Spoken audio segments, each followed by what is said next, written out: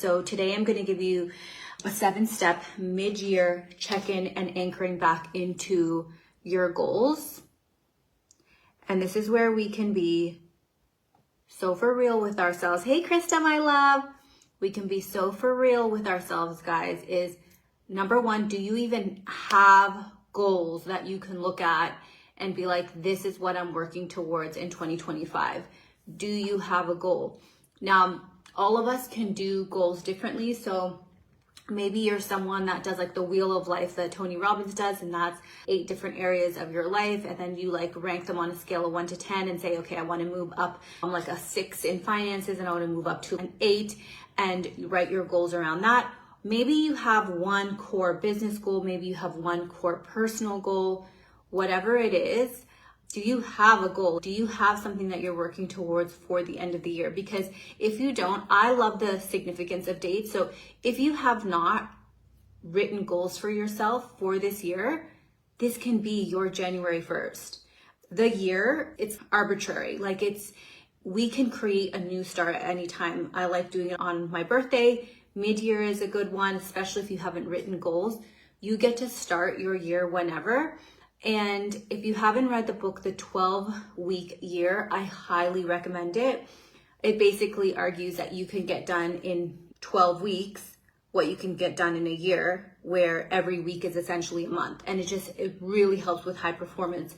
It is quite instructional and it is strategic. So it is a bit more on the masculine in terms of a methodology.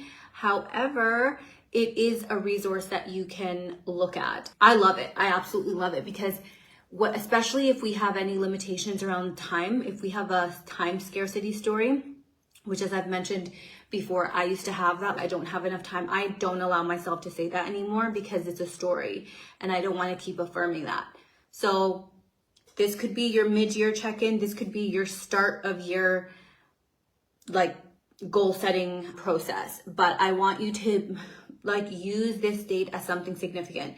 So we're going to check into our goals. Okay, so we're going to revisit our goals or write goals for 2025. Oh my gosh, guys, this is like not a vibe.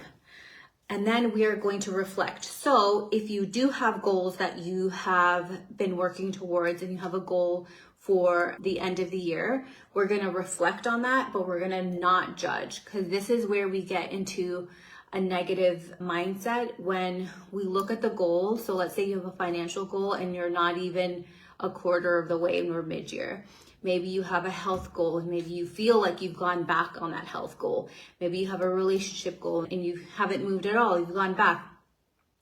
We're going to reflect without judgment, but it's just like money, guys. A lot of us, when we set big goals, we write them down and then we become fearful of them. Like we don't want to look at them because it's like looking at them makes us have to acknowledge that we're like not really progressing towards the goals.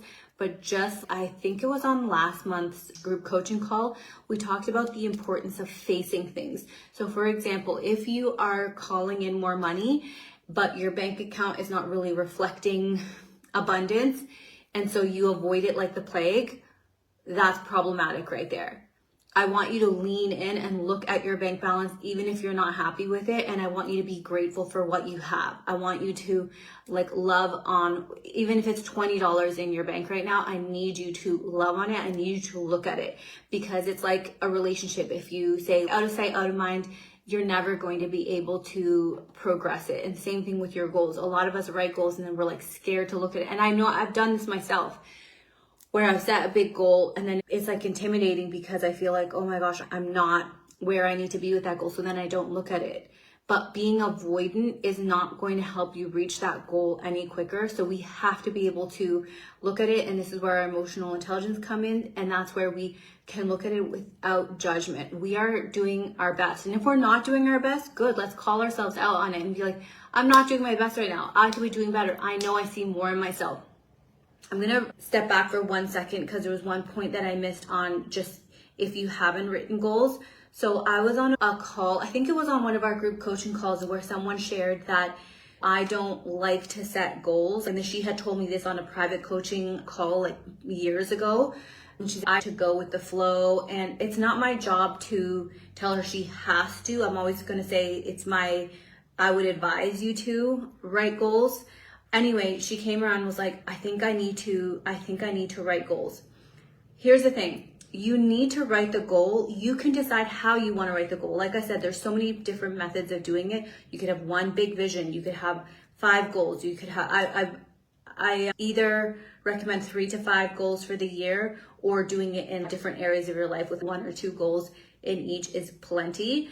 But the reason we want to have that goal there, and you can structure it in whatever way you want, is because you can't hit a target you don't set.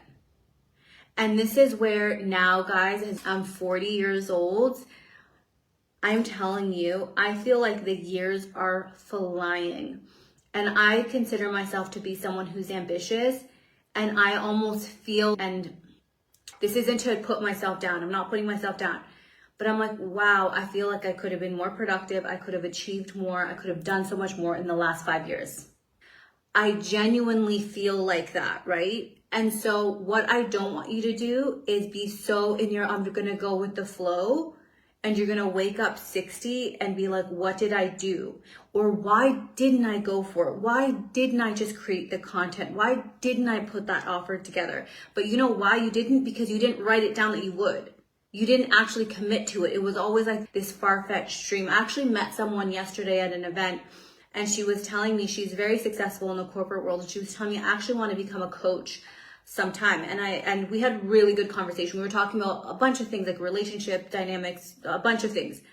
But anyway, I said to her, and I just gonna get this going because she's a very successful corporate business. And then, you know, I'm being always, I feel called to do the coaching. And I said to her, I'm like, can I just give you one piece of advice? And I kept saying that to her. I'm like, look, I feel like I'm giving you a lot of advice and I've just met you, but I'm feeling like you're open and receptive to it. So are you open to it? And she's, yeah. And I said, put a post up today.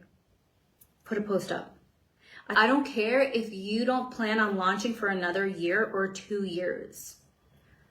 Put a post up today. Make that stamp. Show that you are doing it. Show, you know, what your beliefs are, or like what you believe about, I don't know, something like whatever the area that you're coaching, whether it's like parenting, like your philosophy on parenting or your philosophy on relationships or businesses, or if you want to do brand coaching or whatever it is. Create a post and start creating. You don't have to commit to it now, but I'm telling you that if you don't take that first step, like a year is going to come and you're still going to feel the exact same way. Even if you feel more ready, you'll feel the exact same way. And that is leaning into being a beginner. So with all of our goals, we want to remember that number one, we have to set them. I don't care how freaking feminine you are. You don't have goals, you're not going to achieve anything. I don't know one person that has achieved anything that didn't have a lot of goals. And in fact, the women that I know that are very successful are actually very structured with their goal setting, even if they're very flowy, right? Remember, masculine structure, feminine flow. And a lot of us, if we are playing a lot in our masculine, sometimes we can get stuck in the structure, and then we need to like remember how to dance back into our feminine. But you must have that structure first. You literally must have that structure of, this is the goal, this is where I'm going. Remember, be bold, be audacious, like we talked about. Set that goal and just take one baby step towards it. Okay, let's get back to the point. So we're revisiting the goals or writing them if we haven't. Reflect without judgment. And then step 3 is you're going to reconnect to your why. Like, why did you set that goal again? Like, why are you doing this? We need to anchor back into the why, because was it Neville Goddard who said, once you know your why, you can endure almost anyhow? If you don't know why you're doing something, then it's really easy to get distracted. Sometimes people think that they're just unfocused or they have AD or whatever. And it's like, no, you just haven't anchored into like why you're truly doing this thing. Why do you actually want it?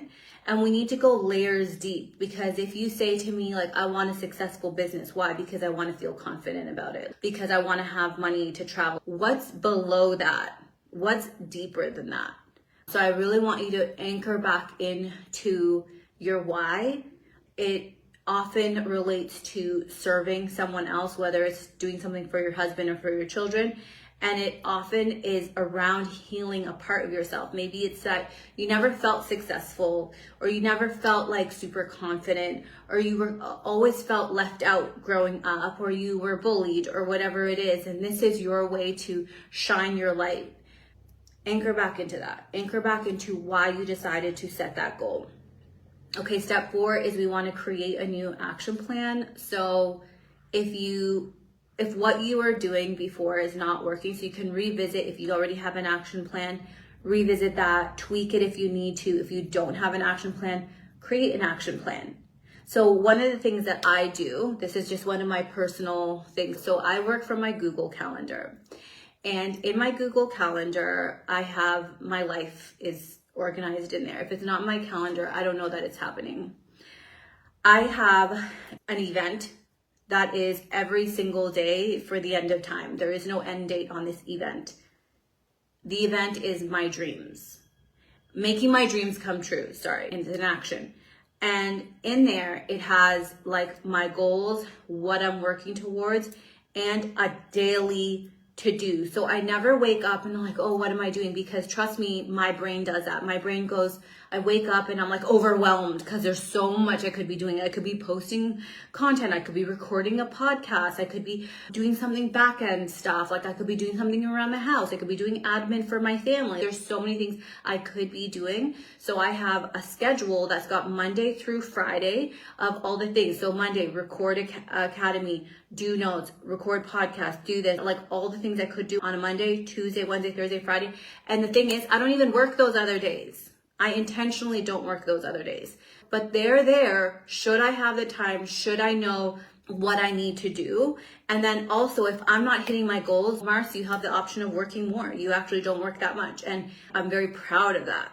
I worked a lot. I overworked probably like in my early 20s. And I just don't feel like you need to do that to be successful anymore.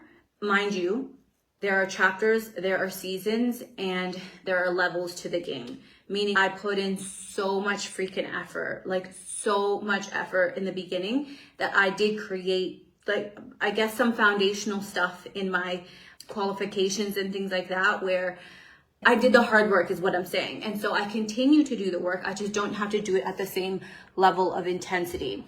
Okay. So create new action plan, and then we're going to build accountability. This one is probably like one of the toughest ones to do, because who are you accountable to? I have a mastermind that I catch up with once a month. And when I say it's like full on like accountability. So what we do is we have our goals for the year and we set them out, and they're like pretty defined. Okay. Like we're talking like a big document. We share this in a Slack chat.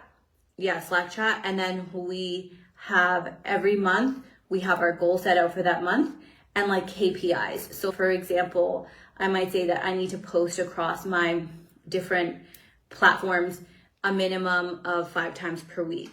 One of my goals for last month was to book in the podcast studio and book in 2 speakers. So we have like different things, and one of the other girls is enroll 4 new people into my new program. Things like that. And then we hold each other accountable. Like we actually report back and we're very honest. We're like, this month I didn't do this, but I did do that. And that's the accountability. So I recommend you can do that. You can pay to be in masterminds, and they're useful too, because they're going to be facilitated in a different way. And they're structured. The person is going to know what questions to ask and will probably be driving it.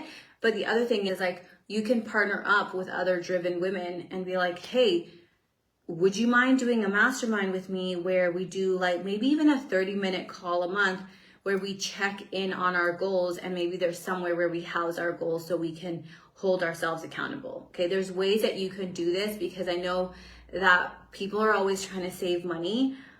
And I just like, your growth is not the place that you want to be saving money at. Like truly, I always find it so wild, because like I've seen people be like, oh, like I can't invest in one-on-one coaching or whatever. Or they'll ask me, like, I don't pitch my coaching, right? They'll ask me like, I need to get coached by you. I've been feeling so called. Okay, here's my rates.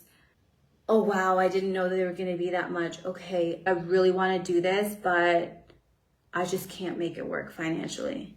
I'm like, I totally understand. Here's some free resources. When you're ready, let me know.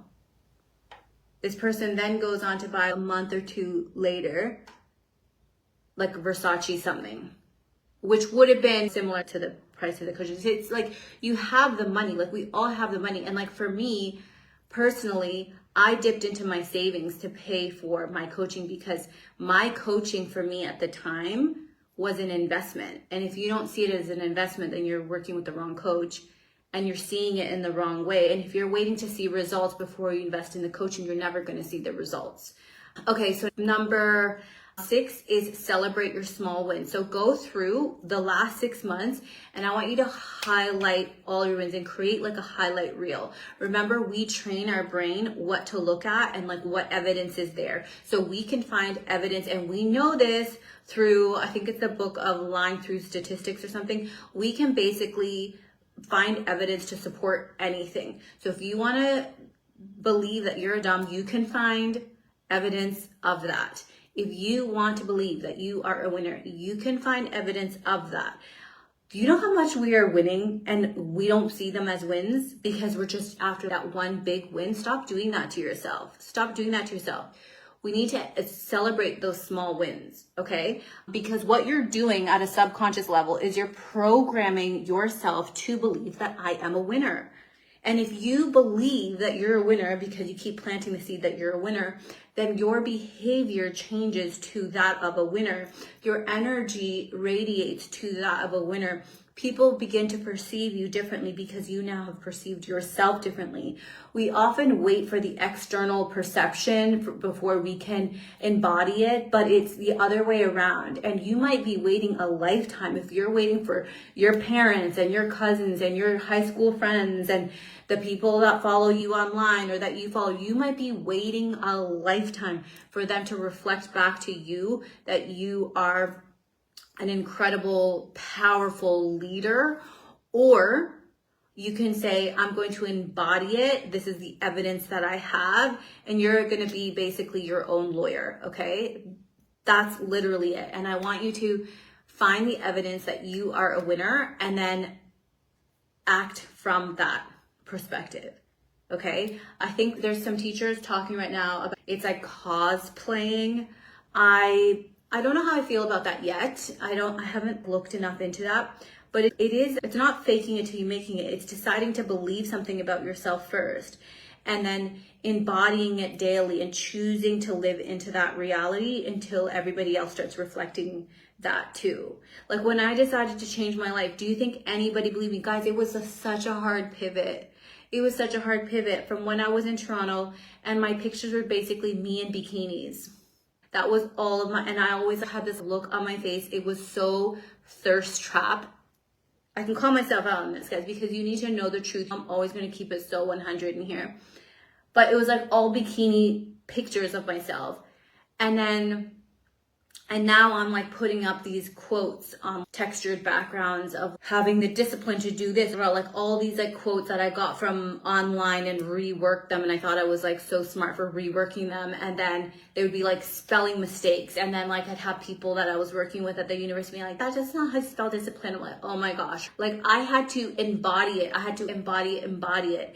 Same thing when I left my corporate career. It didn't make sense to do that. That was such a good job. I love that career. I love that team. It didn't make sense. Nobody understood it. Truly nobody understood it. So I had to believe something about myself before everybody else believed it. I couldn't wait for their approval because they were never going to approve. I would still be doing what I was doing there. I'd probably be like the director or something in maybe another campus. Who knows? And then step 7 is you're going to leverage your tools and resources. You have so many tools and resources here. You have the podcast. You have the back office or the portal. Sorry, I'm getting confused. You have so many resources to anchor in. I want you to, if you've been listening to a little bit of garbage lately and watching like Desperate Housewives and all that crap and you're not inching towards your goals, what are you doing? There was this amazing analogy. Is it Myron? I think it's Myron. So anyway, he made this amazing analogy. He was like, men who sit and watch sports and they're like so into like my team, and they're like, they get aggressive, right? Like I know Dan does, and they get so into it. And they're like watching this game like religiously, and they're just so invested. And this was like such a hard truth for men to hear, but he's like, those guys winning on the screen, they don't know who you are. That is not your team. Your team is your family. Why are you watching other guys win when your family is losing? If your family isn't where you need them to be and where you hope and pray that they'll be, why the F are you watching sports team, watching other guys win while you're losing? That's not your team. This is your team. Now the female version of that is stop watching other people live their dream life when you're not creating yours. And in fact, I wouldn't even say that they're dream life, because those are like drama filled shows. And it's also subliminally programming to you that success equals pain, success equals drama. If you're watching those love shows with that, Love Island, all that crap, that you're programming love is painful. How in the heck do you want a different reality? Okay? Anchor into those tools and resources. This morning I was listening to Mel Robbins. I had my meditation going this morning. There's no TV, nothing on until I'm like anchored into my day. We have 6 months left. Let's do this. You owe it to yourself. You owe it to your kids. You owe it to your future kids.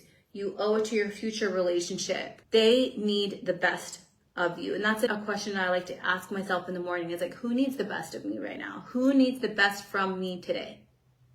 Okay, 6 months left. Magic can happen in 6 months, but it's only going to happen if you decide that it's going to happen.